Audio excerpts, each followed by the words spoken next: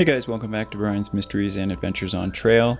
And today I just wanted to give you guys some updates, talk about what's been going on, some things to come, and also a story of the 6,000th Inreach rescue that happened in Death Valley. But before we get to that, I just kind of wanted to tell you, what's been going on with me. As I told everybody, I've been traveling, so it took me several days to get out west and just several connecting flights, and then to get to the area of California that I was coming to.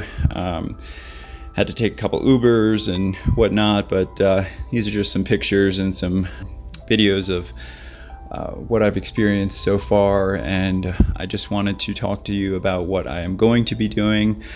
So what I did was I started out, I just was going to do a short hike to sort of get my trail legs, so to speak. I hiked from Echo Lake up through the Desolation Wilderness, and it was really nice and really beautiful weather, but unfortunately all my research and all my planning said that there wasn't any real snow left, and for the most part there wasn't. But going over Dick's Pass, it was completely snow covered on the north side for about 3 miles, which normally isn't a problem, but going over a pass and then coming down, it can be dangerous when A, you can't see the trail, and B, there's not been a lot of traffic through that, and a lot of times people will cut the switchbacks, which can be really dangerous because sometimes these it's very steep.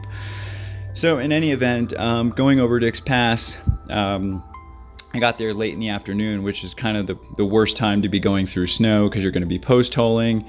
And unfortunately, I did take a pretty bad fall, and you can see here I'm pretty bruised up, which just kind of goes to show you, even if you're taking your time and doing things right, it really kind of brought a lot of these things into perspective. And I could just see where someone going out for a day hike and then snow comes in and something very quick and easy happens where you can slip and fall, and it's over because you just slide down a cliff if you don't have an ice axe. And of course I wasn't carrying an ice axe because I wasn't planning for snow. If you look in this picture, I hiked through all those lakes, by all those lakes and mountains you see in the distance. They're beautiful. So in any event, I did see some beautiful things, camped at some beautiful spots, and I'm going to talk about more later in the video what's to come. But right now I want to talk about a story that happened in Death Valley, California. And this was a story written by Inreach, and just talking about their 6,000th rescue.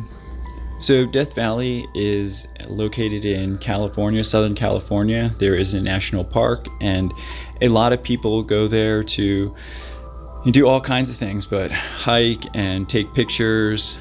This Rainbow Canyon is where this event happened, and Rainbow Canyon is a place where a lot of photographers go to sort of watch the planes that are coming from different air bases fly by.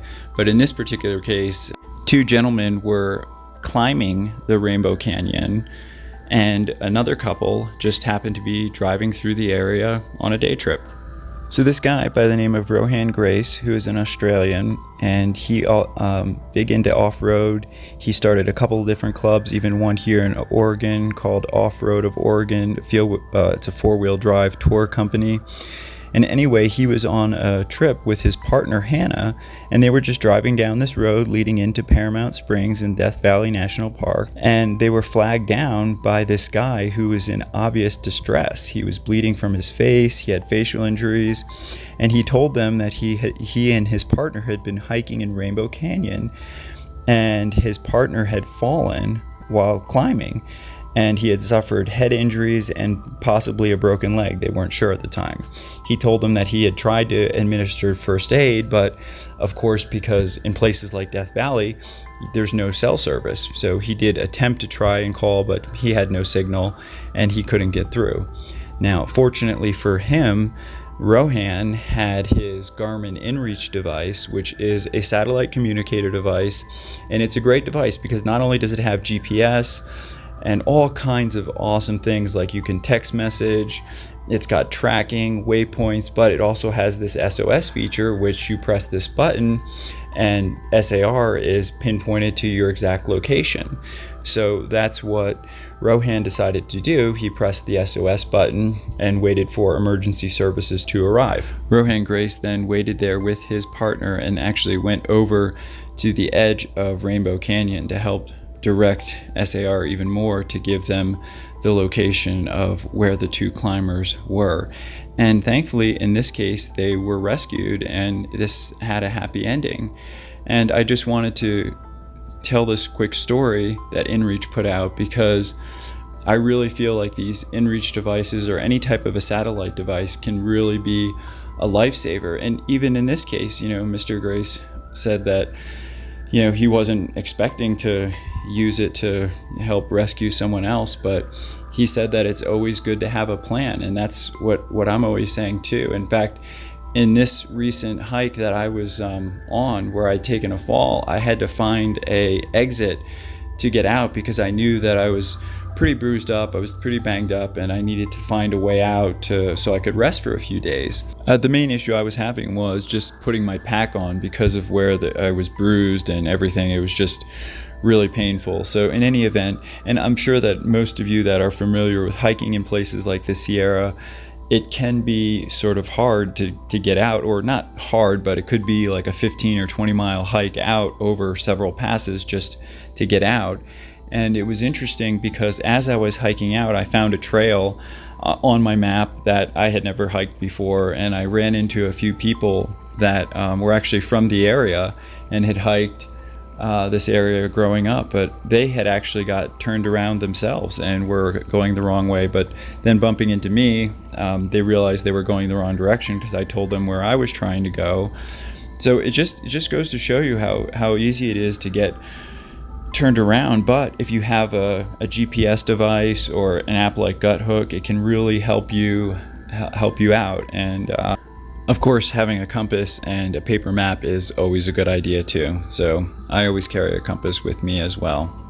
I highly recommend carrying them. Now, me personally, I will admit that I would not normally ever hike in snow by myself, especially an area that is going over passes. So I admit that was, for me at least, a mistake, because I just feel like in snow, it's just so easy for one quick slip and you could be sliding down the side of a mountain, especially if you don't have an ice axe or the proper gear. I did meet a bunch of people that had gone after I'd come over the summit, and it's not even that hard of a pass normally, but because of the snow, that can always create problems. So like I said, it's just always good to have a backup plan, carry a GPS, paper maps, whatever you feel comfortable that can help you.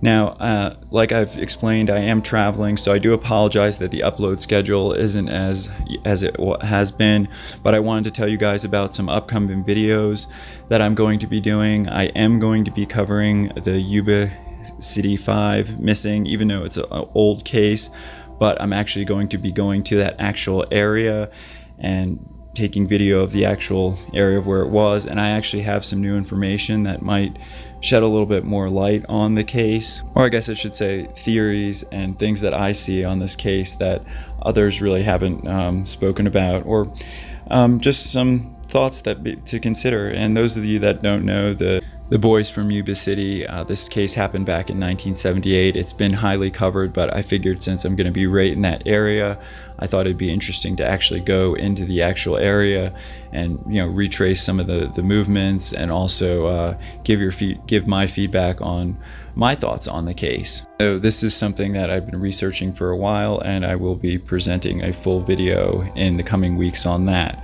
I will also be meeting up with some people that have gone missing and were subsequently rescued by SAR, and interviewing them and telling their stories.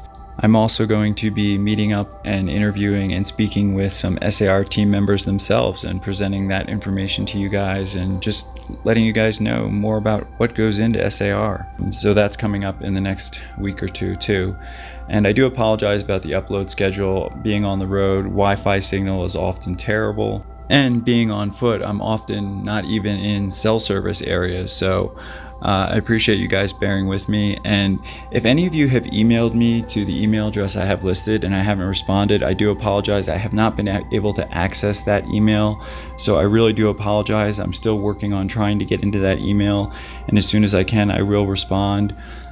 There's been a lot of delays here, and obviously me getting injured, some more expenses and things like that. So I do appreciate everyone's support and bearing with me while I figure everything out here. And since I started this channel, I have received 2 donations.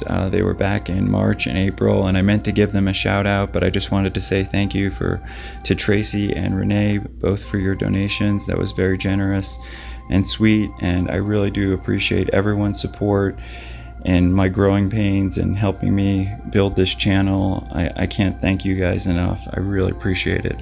And although I hate asking, if anyone does want to donate or support me, my information is in the About section.